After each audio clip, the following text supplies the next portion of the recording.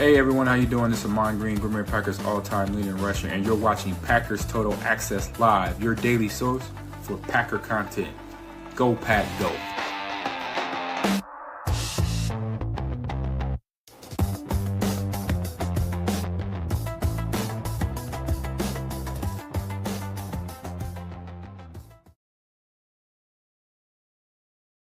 What's up, guys? Welcome into Packers Total Access. My name is Clayton. You can check us out on packernet.com. Find me on Twitter at Packers_access. Joined alongside Tim in Green Bay, here to talk some Green Bay Packers. It's officially the offseason. I don't think anybody's happy about that. I know I'm pretty bummed out. I'm sure Tim is as well.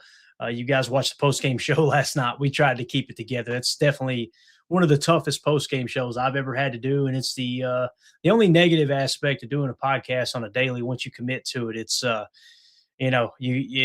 the ups, there's the downs. I know Tim couldn't join us last night. I tell the guys every single time, if you can't have fun doing what we're doing, it ain't worth doing. So if it's, man, you ain't feeling it, don't get in here, right? I told Jacob that before we went live too, and I think Jacob was feeling pretty good by the end of the show. That's a story for a different day. But what we're going to dive into today, first of all, I want to thank everybody for jumping in. We already got a big crowd. I think it's awesome that we can get in here after a tough loss, and we got so many diehard fans that still want to talk Packers, still want to keep this thing going. And I know there's some that they've messaged and they didn't like the way we responded last night. They wanted us to call for everybody's heads, and hey, man, that's your opinion. That's cool. And if you don't want to listen to the show, don't want to watch the show, I completely get it, man. This show isn't for everybody, just like there's a lot of other podcasts that ain't for me, around the Packers. So it is what it is, man. Whatever your cup of tea is, no hard feelings. So today, though, we're going to dive into – we've already created kind of a cheat sheet for the offseason. We're diving into this. I'm going to show you a quick little look, right? And it's just handwritten, and I'm going to put everything in a little bit more orderly fashion. But what we're diving into in order are all the offseason, the decisions, right? So, like, for instance, the 2026 offseason, it starts with the staff decisions. Are you bringing your head coach back, right? Are you bringing him back? Are you extending him, right? And those are two different things. Some people think his contract's up. That's not the case. He's got one more year left. The talks are they do want to extend him for the right price.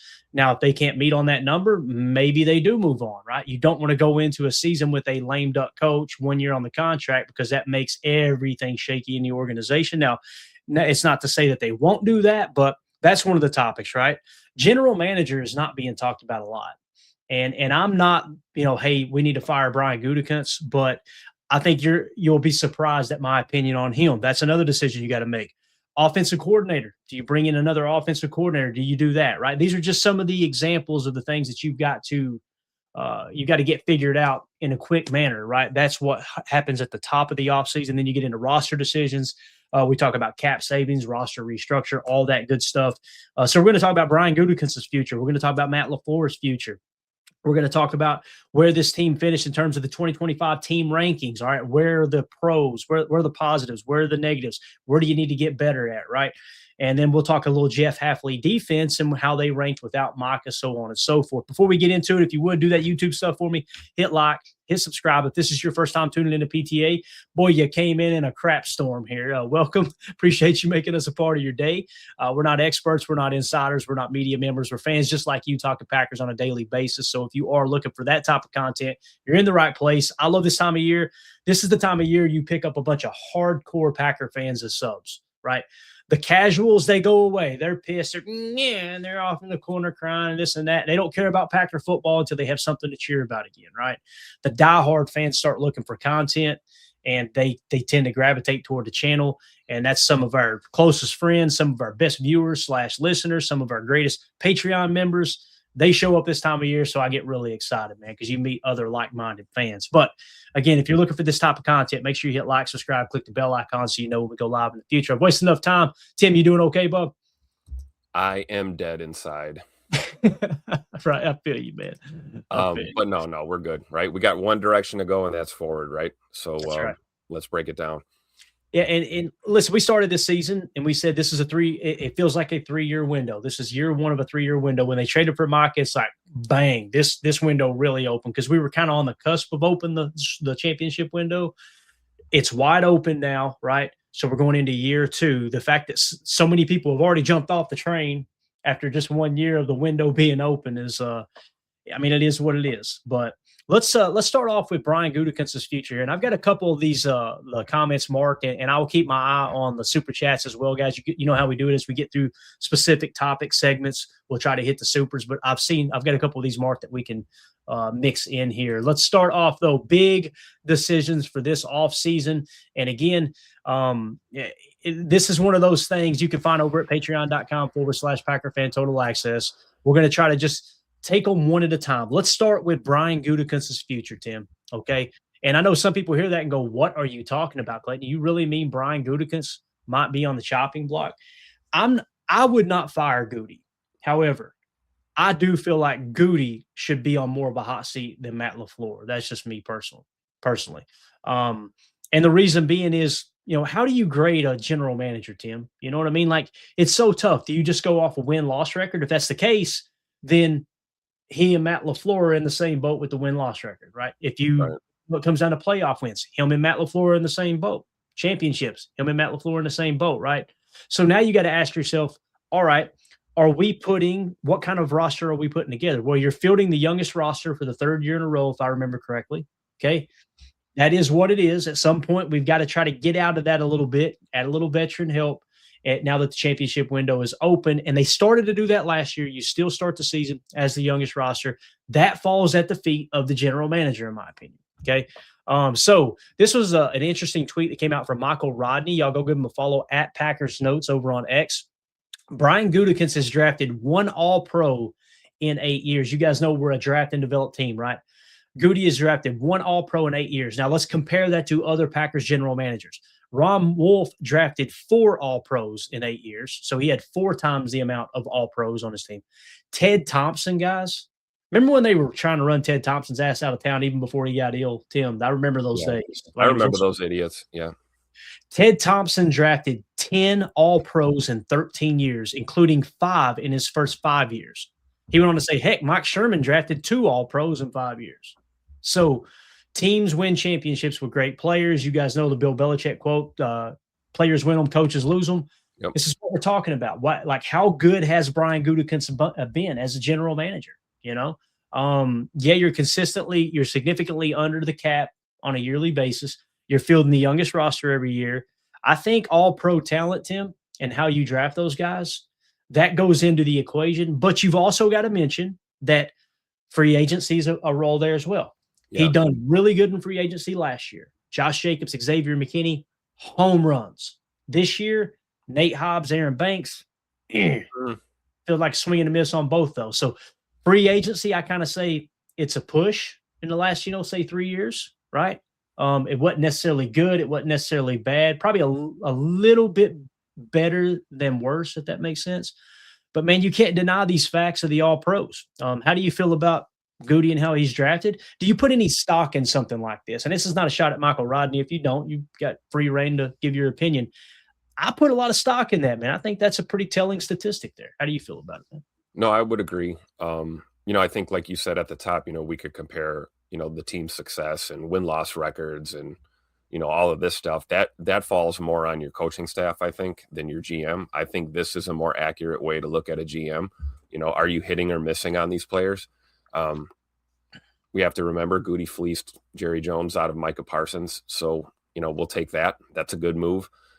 You can't crucify our GM, but it is fair to look at the hit record on some of these free agent signings and some of these draft picks, and drafting is, it's an art form. It's not easy to do. You can look at tape, you can break these players down. There's no guarantee that everyone's going to transition to the pro level. So I look at Goody. I would agree with your statement that, maybe his seat should be warmer than Matt LaFleur's at this point. But I'm also not going to drag Goody. There are worse GMs in the NFL. You can look around, take a ride down the freeway and drive over to Cleveland, see how that's going over there. You want to see, bad general management. There's plenty of examples out there. I would put Goody somewhere on the higher end of the scale. But yeah, I think it's fair that we may not need a change of the guard, but we may need to change strategy when it comes to how we're building this roster going forward, I think. Yeah, and again, in the past, you were kind of building the foundation. You're getting yourself kind of ready to go. Now you're ready to really make a run at it. I think if you're ever going to do it, now's the time to kind of shift a little more into the veteran side as opposed. And you know what? Now's a good time to do it. You ain't got a first round pick, Tim. You know. And in terms of cap, we're going to break down the salary cap and everything a little later. Yeah, maybe even this week. But as we get, like I said, it's important to handle all the topics as they come in order. But right now, you're sitting in 2026 with a negative $4.7 million cap. Okay, so you're $4 million over the cap as it sits right now. Let's just call it $5 million over the cap. That does include your projected draft class and everything in between. Okay, that's according to Spot Track. Now, I always tell people, give yourself a $5 million buffer both ways because over the cap may have a little bit different than Spot Track and vice versa. Sometimes one's been higher than the other and vice versa there. But again, you're sitting right now about $5 million over the cap, and people go, what are we going to do? When you look at the potential cut/restructures, okay, coming up, you have $74 million max restructure that I've tallied. And again, over the cap may have a little bit different number there. I typically take that number and cut it in half, and that's a realistic number of what you got to play with. All right. And again, we're talking about this because we're kind of talking Brian Gutekunst, general manager, and the projection of the roster moving forward. So if you took that, cut it in half, Tim, let's just call it $35 million. It's less than 50% of that you could restructure, cut, whatever, free up. So if you take that $35 million, along with the $5 million already over, that cuts it down to $30 million in cap space. Give yourself a $7 to $8 million. Let's call it $10 million in kind of maneuverability throughout the season. You're $20 million under the cap, essentially. I've got the number set at a realistic number. The Packers could go out in free agency and this year against the cap spend $20 million. Now, that doesn't mean average annual value because typically the first year of the contracts on which Goody signs free agents, the number is extremely low. And then it jumps in year 2 and 3, and then year 4, you can typically get out of it. Now, with Aaron Banks and Nate Hobbs' situation, they actually structure it in a way where you can get out after 1 year. They may do that with one or both of those guys. I can also see them doing it with none of them. But let's go to the chat here. Joseph in the chat says, Goody has absolutely crushed a lot of picks and decisions. Is any GM right 100% of the time? No, that's a fact, Joseph. That's a great point. Yeah, so great point. Yeah. Let's see here. There was another one I had. Here we go. Nick McSwain says, I don't understand the amount of people putting all this on Matt LaFleur and none on Goody. The O-line in particular has been bad all year, specifically in run blocking. That's a fact right there. I tend to agree with that opinion there. He says, biggest change in the second half was the O-line play. Runs were working in the first half, not the second half because the running backs were being stuffed. I know there's injuries, but even the healthy O-line couldn't run block. I agree with that too, Nick. I think it's a great point, man, for sure. And then one last one from Nick, and we'll get to the super chats real quick. I don't know if either of them should be fired or not, but Goody should be on the hot seat before LaFleur, in my opinion. Yep. Pretty much goes without saying. You guys are figuring out Nick McSwain's my burner account in here, right? That's the way it works. So let's hit one more topic. Now I'm gonna hit those super chats in case they're off of topic here. Well, here we go. I think this one. Let's just hit them. Hell with it. And then we'll get to the last topic here with Brian Gutekunst. Mike Witt with the super. Thank you so much, buddy. He says, hey, guys, I didn't get much sleep last night for obvious reasons. Guys, I got 3 hours of sleep. Yeah. I told Mandy, she said, you got anything you doing a show in the morning? I went, no. I said, we're sleeping in. I'm telling you, 3 hours later, I woke up and I was just like, this is miserable. I'm getting up. I was literally thinking about it while I was asleep, man. It sucked. It sucked so bad. Keep having visions of Ben Johnson's stupid face burning in my brain. It was hard to sleep. I keep having visions of Keyshawn just completely refusing to try to make a stop at the goal line, and then him jumping on the pile, and McManus missing 3 kicks, and so on and so on and so on. And the thing that breaks my heart the most is I keep seeing Jordan Love walking off that field where Rashid kind of tries to come up and pat him on the back. He wasn't having it. Jordan Love played his ass off last night. I don't care what anybody – I don't care what anybody says. In my opinion, Matt LaFleur was in his damn bag last night. I mean, that they had that offense freaking cooking, especially in the first half. Now, they made an adjustment.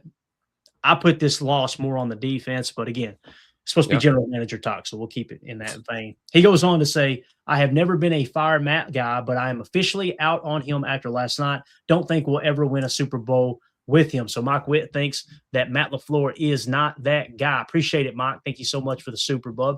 Joe Trev with the super chat Still love the profile pic. Ike Turner. Gotta love it. Rams GM couldn't draft a miss if he tried. We need some of that. See, that's the thing. Like when you compare it across the league, you can look at other general managers going, boy, they're crushing the draft picks. And the very first draft that we covered when I started my podcast, and I was solo at the time, and it wasn't even on YouTube. You guys, if you go back and listen to it, me and Ryan talking about the draft leading up to it and whatnot, Puka Nacua was my guy. He was like that dude. I was like, this guy, how does he not go in the first round? He ends up falling to whatever it was, the third round or wherever he fell to. Absolute stud. That's a perfect example of like, why wouldn't we draft him? He just wasn't a Goody measurable guy, right? Yeah, Goody does seem a little stubborn in how his approach. It's like, this is how we're doing it, and there's no deviating from it. Now, this year gave me a lot more hope because he kind of deviated away from it and went out and traded 2, first round picks for Michael Parsons. Like, that's as far away from the way he does things originally. You know what I mean, Tim? Yeah, that was swinging for the fences, and it worked. It worked for most of the season, right? I mean, we were able to get Micah in here shortly after camp, get him out there for week 1, and before the massive injury, I mean, things were looking good. So, you've got to give Goody his flowers too, but criticism is also warranted, right? And there's certain, in my opinion, I mean, there's, a lot to respect about a guy that's a leader and says, hey, this is how I lead. This is what the plan is. And I'm not letting anyone make me deviate from that plan. I mean, there's a lot to respect about it, but there's also a lot to be said that, you need to be flexible and be able to adapt and be able to, self-assess and understand that, maybe you do need to change your plan and your approach. I feel like, bottom line, the reason this team struggled, down the stretch is not just because of the injury bug, but, we were thin in the trenches in the middle, both offensively and defensively. And, that can be attributed to, free agent signings and draft position and moves that we have made. So I think it's fair. The criticism on Goody's end is fair. I'm not going to drag him as much as I think some fans will. I think the going with Banks in free agency and not Drew Dahlman, that kind of got me, that as we could see, the struggles we've had, in the middle of that O-line. But, we can nitpick all we want. Bottom line, it's time to assess and move forward. So, yeah. And, it's funny you bring that up too, Tim, because I think that's a great point. When they signed Aaron Banks, we were all like, this doesn't make sense. We couldn't find any metrics that was like, wow, this is a great signing.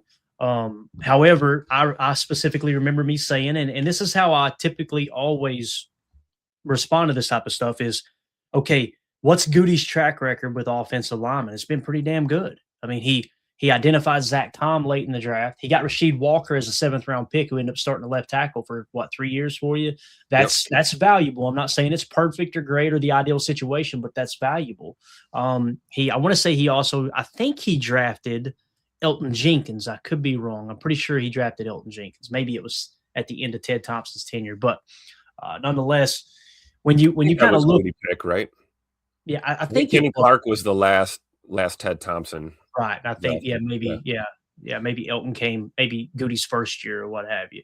So I looked at that whole Aaron Banks thing like, okay, I don't see it, but Goody knows more about football evaluation than me. Who the hell am I to say, oh, this guy, he whiffed on that. Now this year, looking at it different. Now we have that precedent to go off of and go, okay, we can't just assume and pretend Goody knows exactly what he's doing with the offensive line because, man, that seems like it was a pretty big swing and a miss. And maybe Banks comes out next year and he plays great. It was the first year, right? If he's here, if you're wondering about the cap ramifications for him, he's $24.8 million against the cap next year, okay?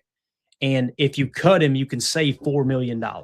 So, and here's the thing, too. That's if you cut him current year. Those are not post-June cuts, meaning you could actually save more this year if you go a post-June cut and kick like a portion of that cap hit to the next year as well, if that makes sense. So bottom line, you've got to focus on that O-line. You have to. You cannot have a franchise quarterback like Jordan Love or anyone in this league and not put a line in front of him. We saw what Aaron Rodgers had to deal with going to the Jets. And he's got one of the greatest quarterbacks of all time, and he's got nobody protecting him.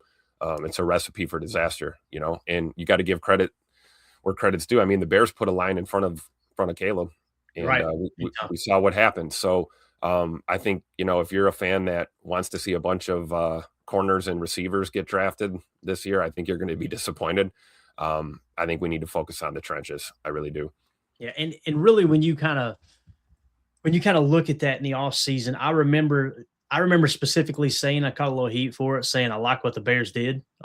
They're building in the trenches and they're getting proven vets, right? You go get Drew Dahlman. That was the guy we wanted. They went and got him. They went and got Joe Tooney. A lot of Packer fans made fun of him, scoffed them. What a bunch of idiots. How you going to go get a 32-year-old, with best footballs behind him? Those are two anchors of that offensive line this year. So it is what it is, Paige and I heard a little rumor that Aaron Donald's considering coming out of retirement. So if we were thinking on the defensive side of the ball, there might be an OG we could bring into the middle of this defense, right? Aaron Donald's that dude that probably could step back on the field and just dominate. Right? Yeah.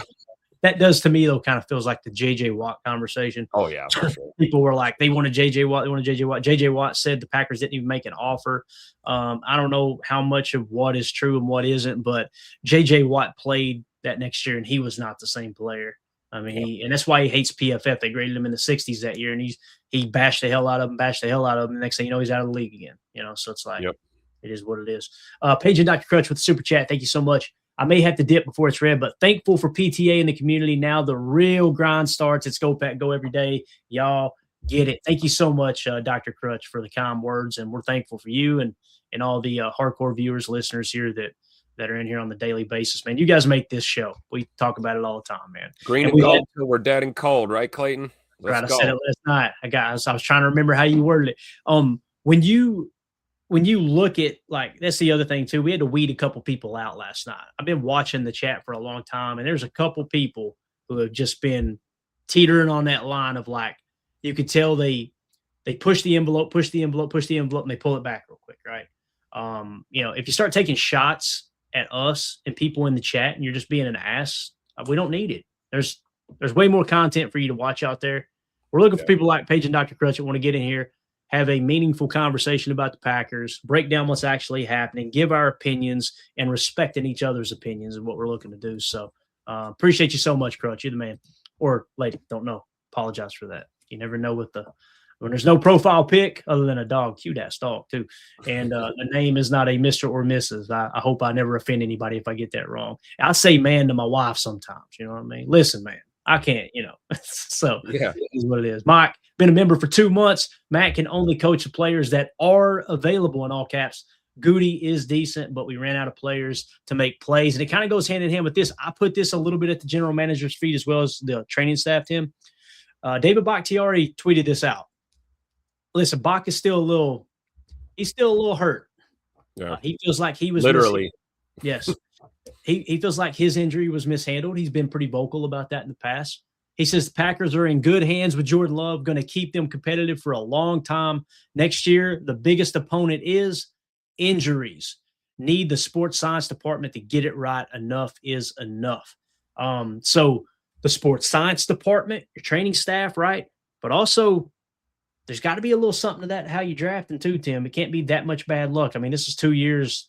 Really, it's since Bach, was banged up. It seems like every year you're looking up, and we're going to be more focused on the Packers. So we're going to think of all the injured players with the Packers and maybe not kind of look at it across the league. I'm sure there's other teams that are dealing with it too, but man, that was a tough season, dude. When you get to the point where it's just like, okay, I said it several weeks ago. Feels like we're running out of gas here, guys. Yeah. Sooner or later, you can't expect to beat good football teams with practice squad caliber players. You just can't do it. I mean, for God's sakes, those are true. That's so true, Clayton, because it's one thing. Injuries are a part of football, right? Mm-hmm. So it's fair to look at how you're assessing and rehabbing these injuries and, how you're managing the injuries. But there's total validity to what you're saying also is like, injuries are going to happen.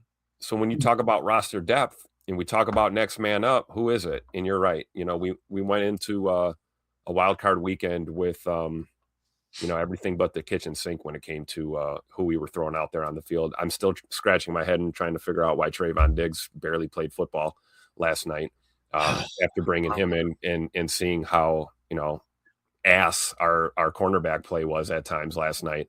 I was surprised that we didn't see him, but I don't want to get down the rabbit hole too much, but I think both of these points are valid, right? Injuries are a part of the game, but it's also in how how do you deal with adversity? How do you manage things like that when they happen? And yeah, where does a head coach go to? Like Mike is saying, where do you go to when you're looking down the depth chart and everybody's just eviscerated with injury? It's a valid point on both sides. It really is. Yeah. So appreciate you being a member there for 2 months, Mike. You are the man, sir. Josh Martin with the super chat says LaFleur is 29, 21, and 1 without Rodgers. That says a lot. As I was reading that, I was going, yeah, it's true. I was also thinking Matt LaFleur has not missed the playoffs without Rodgers, too. I mean, think about that. The only time he's missed the playoffs as a head coach, Aaron Rodgers was the quarterback. So does that matter? You got the youngest roster in the league. You're not going to go out there and win 80% of your games. It's funny to me. And Josh, I've seen you've posted this several times in here. You posted it Patreon. You've been firing that statistic around. You're obviously pretty passionate about that, and I can respect that. But when Aaron Rodgers was here, he was the problem. All right. When Aaron Rodgers was here, why couldn't we get over the hump? Defense and special teams, right? So Aaron Rodgers is gone now. Jordan Love's at the helm. Okay, so we can't blame Aaron anymore. Last year, or the year before, who was it? Well, it's this damn Joe Barry. Get him out of here, right? Okay, Joe Barry's gone now. You bring in Jeff Hafley. He just gave up 31 points to the Chicago Bears last night. You're not going to win many games giving up 31 points, right? So yeah, and the good news, I guess, if you want some consistency, is do you think that hurt Coach Hafley's head coaching stock when it comes to some of these potential offers out there? It definitely didn't help. And if we have time, we may have to carry it over to a later, because this has been a great conversation. We appreciate the super chats. I love it when the chat gets engaged like this.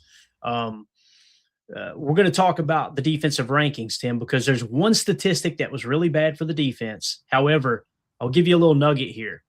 Do you know what Jeff Hafley's or do you know what the Packers' record was this year in games where Micah Parsons did not finish the game? I think is what they said earlier this morning. Do you know how many games they won this year where he was not on the field or did not finish the game? 0 wins. Yeah. So if Jeff Hafley is, and I like Jeff Hafley, once again, just like Goody, I'm not saying we should fire Goody. We're laying out the facts, the statistics, and getting everybody's opinion. That's what we do at PTA. It's what's Packer Fan Total Access. We all come together, give our opinions, kind of troubleshoot this thing. Why is there no talk about Hafley? And immediately the conversation, well, it's because they're gassed because of the offense. You're talking about the offense that scored 27 points, Bub? Is that what we're talking about here? Well, they didn't do it in the second half. Why? He's conservative.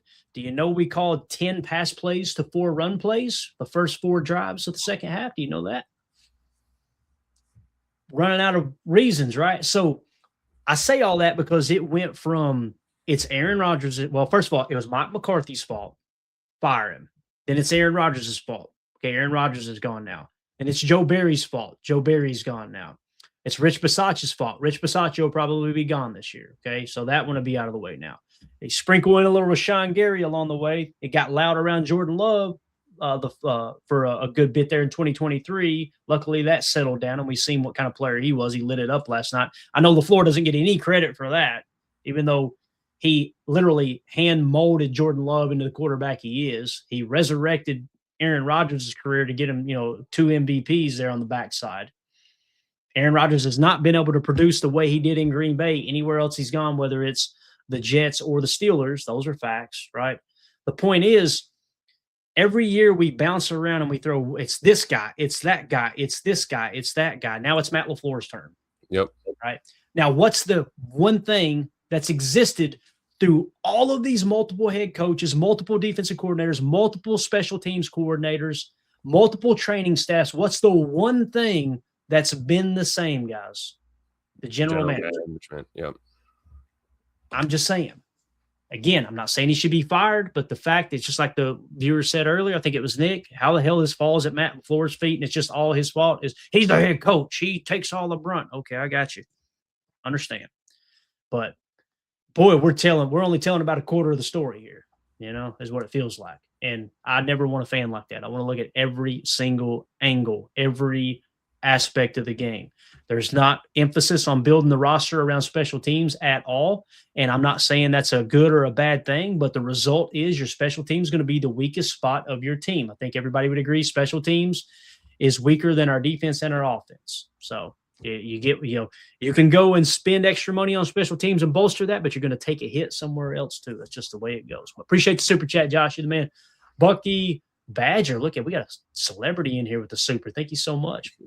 Bucky the Badger says, I'm sad, but at least my Montana State Bobcats won the FCS championship. Looking forward to the draft content you guys put out. Always learn a lot from this show and love the vibe you guys have. Thank you so much, Bucky.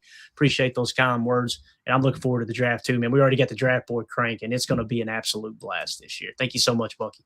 Mike Witt with the super. Our defense just wasn't the same when we lost our closer in Denver, in my opinion. Great point, right? You lose your best player and a player that you built the entire defense around. I mean, you've seen the way they moved them around on the defense. That's the downside to spending a bunch of money on one superstar player, right? It's boom or bust. If he gets banged up, if he gets hurt, he misses time, you're out that chunk of cap. And by the way, the chunk of cap next year, Tim, I think it's like, for Micah, it's like $19 million is all, something like that. So pretty wild how that laid. I think I got that number right. We'll take a look at it. We get into the season, but I was looking at the total cap hits or the big cap hits, and that was one I was really surprised about. Like, damn, he ain't much against the cap at all. Statistically speaking, I guess you could say. So, Mike Witt, I agree with that. Also, last night when the defense started to fall apart, I'm sitting here going, hey, look, are we not going to put any blame at Jeff Hafley? But you end up losing Edgerrin Cooper. Tim, you lost your top edge defender, position of tier 1 importance, Micah Parsons. You lost your starting 3 tech, Devontae Wyatt, tier 1 position of importance. You lose Edgerrin Cooper last night in the middle of the game, your best stack backer, tier 2 position of importance, right? Luckily, you still had your safety intact. You're talking about playing. You're trying to beat playoff teams with backups. That's why last night, going into that game, I was not like absolutely devastated, like, oh my God, how could we let this happen? What made it tough was you went out there and you smacked them in the mouth in the first half, and it was like, look at these guys. I was so damn proud of this team. And then as the collapse happened, the only person I can come away, and I'm just going to say it, and I usually don't do this, the only person I can come away and go, I'm disappointed in them, like I'm not proud of that person, is Keyshawn. Because you just can't do that. You can't. You can't go jumping in on the crowd, acting like a damn tough guy on the pile and get yourself a penalty. You can't literally. I can show you guys the clip, but I don't want to get angry again. Him squaring up at the goal line on a running play for a touchdown, and him just hop stepping out. He literally hop steps out of the way and lets him score. Like, no, I don't care how good you are, how bad you are. That shit is not going to happen. It's not. It can't. That you talk about a culture killer. And you're the one running your mouth the entire season. That's tough for me, man. That's really, really tough. And I've defended Keyshawn. I was the dude the first 5-6 weeks of the season that was going, hey, PBUs, he's aggressive. Man, he surprised me. When we signed him to that contract, Tim, I remember specifically saying, that's a good contract. You just got an all-pro kick returner, and he's going to be somewhere between $3 million and $7 million against the cap throughout his tenure in Green Bay. And you can move on after 2 years, right? Those 2 years have passed now. Well, they changed the rule the year we signed him. They changed the kickoff rule that neutralizes that threat. And then you put him out at corner. He played better outside than he ever did in the slot, in my opinion. But, man, you are in no position to be out there trying to act tough. It's just been bad. And Tim, this happened against Chicago, both games, him getting penalties. Him getting cooked in overtime. Like, enough's enough. At some point, you got to, we had this problem with Quay his rookie year, and Quay fixed it. To his credit, he fixed it. Key hasn't fixed it. And this is Snoop Dogg's nephew, so he probably got a little of that dog in him, I'm sure. And that's what we love about Key, right? You need guys like that. You need guys that keep the piss hot. We need some intensity, but you have to play under control, and you have to understand that, you're a professional in this, and you need to play like it, and you have to be smart. Intensity is great. Having that fire is great, but if it's costing your team, it's an issue. It really is. Especially if you look at the taper off in production too. You know what I mean? So, we can run the numbers on that too. So I'm not going to bash anyone, but I'm also, I respect it. I'm with you, Clay, though. I'm not, it's getting tough to defend play like that. It really is. And I don't think we'll have to do that anymore after this season. I agree, man. It does kind of feel like that's probably kind of ran its course there with Key. And I want to be very clear in that opinion too, guys. I could not sniff the level of athleticism and talent that Keyshawn Nixon has. Okay. I'm not sitting here thinking I can do better or that I know it all or this and that. I don't want y'all to take that the wrong way. Okay. Yeah. I never had a 0.5% of physical talent and ability to play at the NFL level. And Keyshawn has made it to the highest mountain there at the National Football League, right? But as a fan, if you want my honest opinion, that stuff just can't happen. It can't happen. Right. And we're criticizing the play, not the player. Right. Right. This is not a knock on Keyshawn Nixon as a person. And you're talking about a guy who was an undrafted player and worked his tail off to get where he's at. Yep. That is admirable. It is. But we're talking about, all right, what gives us the best chance to build a team? And that's just not it, man. It's just not it. So, Mike, thank you for the super, buddy. Oh, and with Keyshawn's numbers, since we were talking about it, if you want to move on from Key, he's $7.1 million against the cap this year. If you cut him, you free $5 million up. I think I'd rather have the $5 million. That's just me personally. Maybe that'll change as we get closer to the offseason or what have you, but or closer to the re-sign period and the deadline and everything. But that's maybe a question for the chat. You guys want to let us know in the comments. Do you want Keyshawn Nixon back at $7.1 million, or would you rather cut him and free up the $5 million? Let us know in the comments that. But appreciate you, Mike. You're the man. Next super chat, Joe Trev. Thank you so much. He said, I like Halfley. Have to look at the players, Nixon and Gary. So there you go. He agrees with Nixon and Gary. And yeah, Gary, I've defended Gary the last 2 years, and I have no regrets with that. I think he's played good. I think he played great football the year before. Very good football last year. He was voted the 80th best player in the entire National Football League by his peers. He made the Pro Bowl. I don't put any stock in the Pro Bowl, but he was our best run defender on the defensive line. He was this year as well. He's no longer a pass rush, dude, which he's never been a high sack number guy. He's a set the edge. He'll get you a handful of sacks throughout the season type guy. But this year felt different, Joe Trev. I think Gary is tapering off. Now, will he be back? Do I want him back? I want him back for the right price. I want all these players back for the right price. I would take Keyshawn Nixon back for on a restructure, for damn near a minimum contract, right? So I want to be clear about that. But with Rashawn Gary, $28 million against the cap this year, coming up in 2026. If you cut him, you free up $11 million. So really, the cost analysis there is it worth to keep Gary on the roster for $11 million? That's what you would free up. Can you go find another player in free agency to replace him, or do you have the guy on the roster right now that can replace him for $11 million? I personally think for $11 million, it would be worth it to move on from Gary. However, if he's willing to restructure and we can lower that cap number down to $20 million, free up $8 million in cap somehow, some way, I'd be all about bringing him back. Yeah. Get it down a little bit, right? Get that number, whatever you can free up in a restructure, get it close to that $11 million mark, and that cost analysis becomes way more tolerable, if that makes sense. So that's kind of where I'm at on Rashawn Gary. You got any thoughts on him there, Tim? Yeah, I think Rashawn wants to win, and he wants to win here. And I think if it meant him, restructuring to remain a Packer, I think he would be open to that. I really do. And I think, some of the, criticism is warranted. Maybe he has lost a step. I mean, the guy blew out his ACL not too long ago. Things changed. You get older. This game will wear on your body. I don't care who you are. You play football for long enough, you're going to get beat and lose a step as you get older. But I think he brings value as a leader to this team.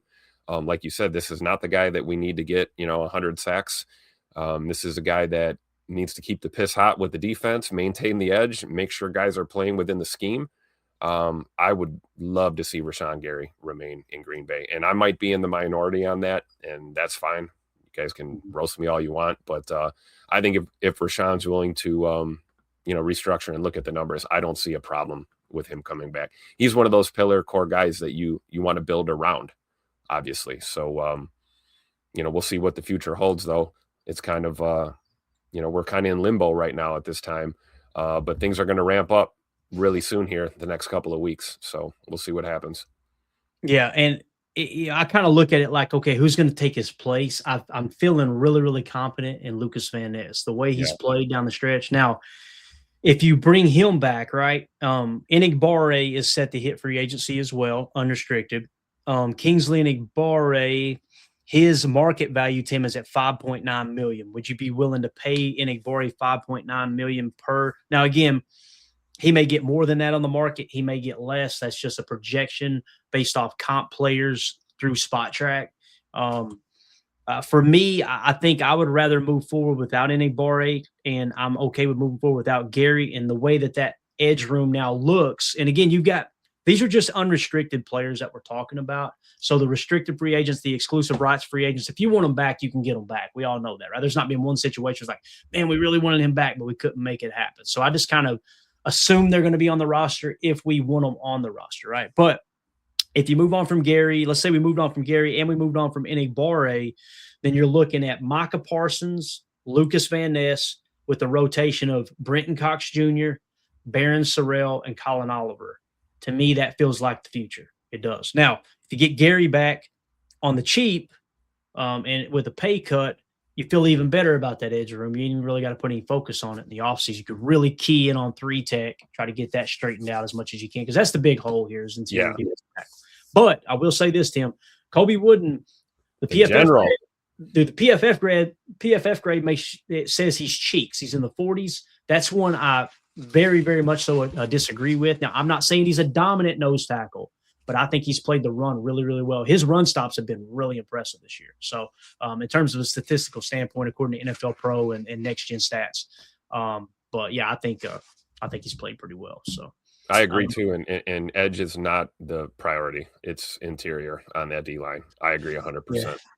And again, we say that, right? But if they have a first round grade on a player that drops in the second round to them, edge is a tier 1 position of importance. If there's no 3-techs in the same tier, there's no tackles in the same tier, offensive tackles in the same tier, there's no quarterbacks in the same tier 1 importance, whether we like it or not. There's always a chance you draft a quarterback.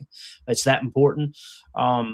If an edge defender is the best on your board when you pick in the second round, you probably need to pull the trigger on it because it's that important of a position. It really is. And I'm not saying LVN deserves, Rashawn Gary money. I'm not saying he deserves $25 million per. I'm not saying that at all. We got him coming back, or we got a decision to make on the 5th-year option, right?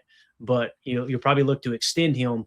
I think based off how he's played, I would feel comfortable with what he's shown this year, paying him, giving him a contract extension to somewhere between $7 to $12 million per, something like that. Now, will he take that? Probably not, because he's a physical freak like Quay. He'll probably test the market. So appreciate the super chat, Joe Trev. Let's see here. Got another one here. Joe Trev with the super. Thank you so much. Should Goot use all his picks on players from Indiana this year? LOL. Man, Signetti, I don't know if you've kept up with that and all, Tim, and we won't spend just 30 seconds on this, but Coach Signetti and what he's done with Indiana is wild, man. That dude came in. He told everybody he was going to change the culture. He told everybody what he's going to do, and by God, he did it. Now, we'll see if he can finish it in the national championship there, but, man, he spanked Oregon the other day. That was wild to watch. 50-something to 15 or whatever it was. My goodness, man.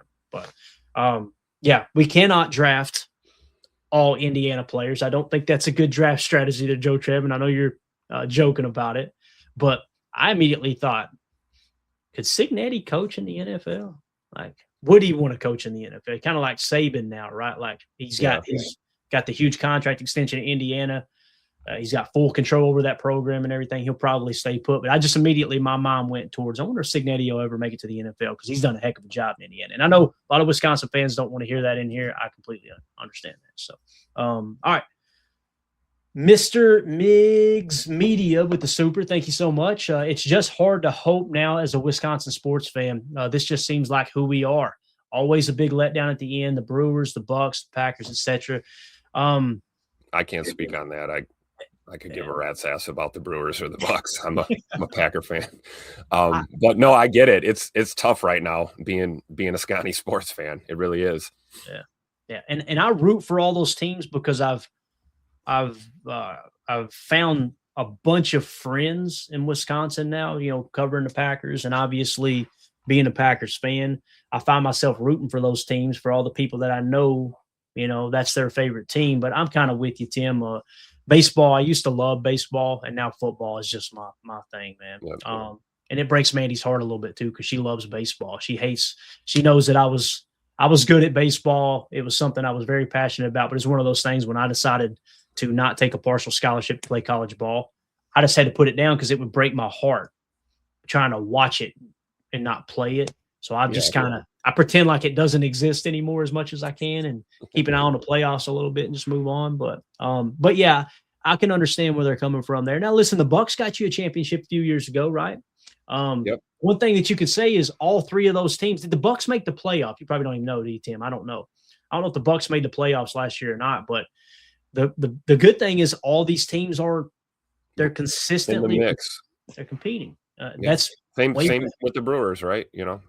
But I get that sentiment because you get us all hype and excited and build us up just to pee down your leg in the biggest moments of your playoff runs. It can be heartbreaking. I totally I think Mr. Miggs Media's got it pretty accurate here with this assessment. It's true. Yeah, that's tough, man. I hate it for the Wisconsin fans and everything, and like even the Badgers. The Badgers used to be the staple, right? And they've kind of fallen off, and maybe they can get it straightened out with the NIL stuff. They just got to get out there and got to raise that money, man. If you want to compete, that's it now. Not that Wisconsin ever did this illegally, but I always make a joke that now it's legal to pay players. Okay, so everybody gets to do it now. And I'm not saying Wisconsin ever did it illegally. There's several teams in the Southeast where I live down here in the Southeast that it comes to mind for me where I'm like, yeah, you could tell they're starting to fall off a little bit because other teams are getting to pay players now. So that's just, it is what it is. But thank you for the super there, Miggs. Mike with the super chat. Thank you so much. I hate this, but Nixon with Diggs brought in one bench. Hope that makes sense. The juice isn't worth the squeeze. I think he's saying Diggs on the bench with Nixon out there. I completely agree, Mike. I felt like Diggs, there comes a point in the game where, get his ass off the field and give Diggs a shot. I agree. I don't understand why we didn't see that. Because I'll tell you what, we saw Josh Jacobs returning damn kickoffs. So we were already going full nuclear mode. Yeah. Why are we not putting Trayvon Diggs in this ball game? Yeah. Especially a guy like that is – he's been known to have a few issues in coverage himself, but he's a playmaker. That's a guy that's going to tip a ball and get you a pick, or he's going to go in there and, punch that ball out and make a play. I felt like watching that game last night, I kept screaming at our defense to go out there and make a play. I don't know why we didn't see him on the field. I agree with Mike 100%. I'm not saying he needs 50 snaps, but my goodness, rotate this guy in. Yeah. I know this, man, based off of how he played in that one sample size in Minnesota, he's meeting that running back in the hole at the goal line. He gonna lay the wood there and try to tackle him. He ain't gonna hop out of the way. I hate to keep harping on that, but it's just, I mean, it's one thing if the other team's better than you. It's one thing if you make a mistake and it's a mental error, or maybe you just wasn't fast enough and you couldn't get to the spot, or you didn't read it quick enough. It's a whole different animal when you decide, you know what? This ain't worth my time here. Let me just get out of the way. We'll try it next now. Oh, I about said a real bad word. Just can't have it. Cannot have it. Can't do it. So completely agree, Mike. Now, again, that falls at Hafley's feet. Nobody's talking about that. Nobody's going, why didn't Jeff Hafley put Diggs out there? Now, he got to see him in practice. He probably felt more comfortable with Nixon or what have you, but that's just another example of, for whatever reason, Hafley kind of keeps getting this complete pass. And that's a little mind-boggling to me. It really is. And immediately the argument goes, well, he didn't have his best players out there. Is that we're really going that route? Like as if LaFleur had his best offensive players out there? Like I'm more pissed about the man-to-man looks we saw way too many times. Exactly. And the overly aggressive blitzing, rushing 5 or 6 on Caleb Williams and getting absolutely torched. I felt like every time we stayed with 4, we had great results. So, that's the real issue, in my opinion. And there's 2 different ways you can look at that. You can say, okay, you got to make an adjustment when they hit you, right? They hit you in the mouth. You need to make an adjustment. Maybe that's a part of the adjustment. We'd have to go really dive in and study the All-22 and kind of come up with, okay, here's probably why he made the adjustment. I'm with you, though, Tim. When they hit a big play, Quay Walker in man coverage, doing trying to cover the a best guy. Mike linebacker can do, running down the field after a tight end or a wide out, right? Right. And again, it's like you can't just guess on that route, or they're running butt naked through the trailer park. So they've got to adjust as quickly as you can.